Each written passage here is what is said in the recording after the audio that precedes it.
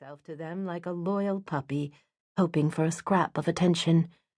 "Is that a fresh print?" Elliot asks, sounding worried. At least someone else shares my sense of alarm.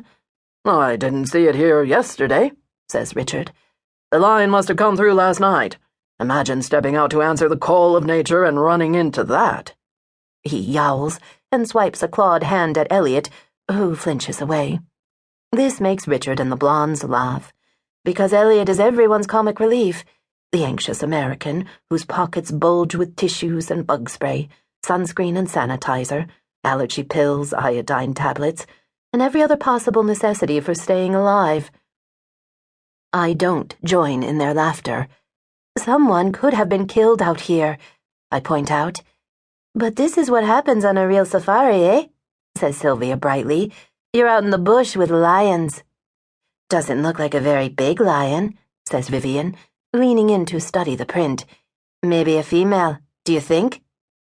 "Male or female, they can both kill you," says Elliot. Sylvia gives him a playful slap. Ooh, are you scared?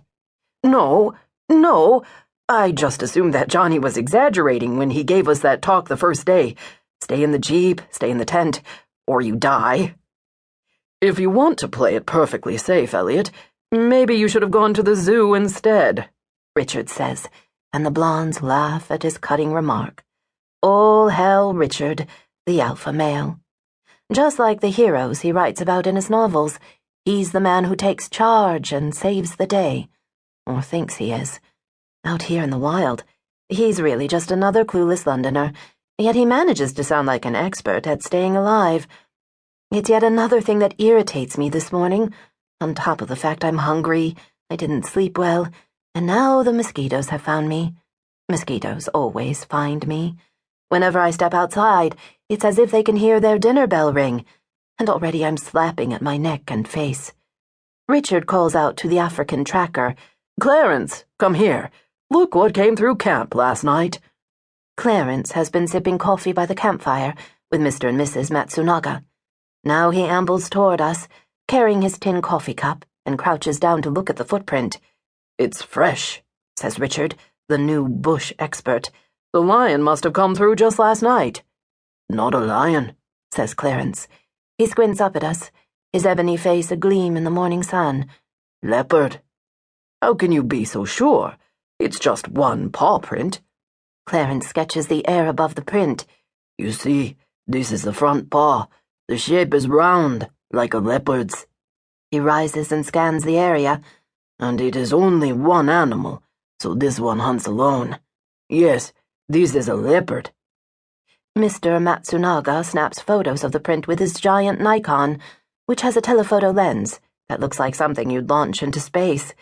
He and his wife wear identical safari jackets and khaki pants and cotton scarves with wide-brimmed hats. Down to the last detail, they are sartorially matched. In holiday spots around the world, you find couples just like them, dressed in the same outlandish prints. It makes you wonder, do they wake up one morning and think, let's give the world a laugh today? As the sun lifts higher, washing out the shadows that so clearly defined the paw print, the others snap photos, racing against the brightening glare. Even Elliot pulls out his pocket camera, but I think it's simply because everyone else is doing it, and he doesn't like to be the odd man out. I'm the only one who doesn't bother to fetch my camera. Richard is taking enough photos for both of us, and he's using his Canon, the same camera National Geographic photographers use. I move into the shade, but even here, out of the sun, I feel sweat trickle from my armpits. Already the heat is building. Every day in the bush is hot. "Now you see why I tell you to stay in your tents at night," Johnny Posthumus says. Our bush guide has approached so quietly that I didn't realize he'd returned from the river. I turn to see Johnny standing right behind me. Such a grim-sounding name, Posthumus. But he's told us it's a common enough surname among Afrikaans settlers, from which he's descended. In his features I see the bloodline of his sturdy Dutch ancestors. He has sun-streaked blonde hair, blue eyes, and tree-trunk legs that are deeply tanned in khaki shorts. Mosquitoes don't seem to bother him, nor does the heat, and he wears no hat, slathers on no repellent.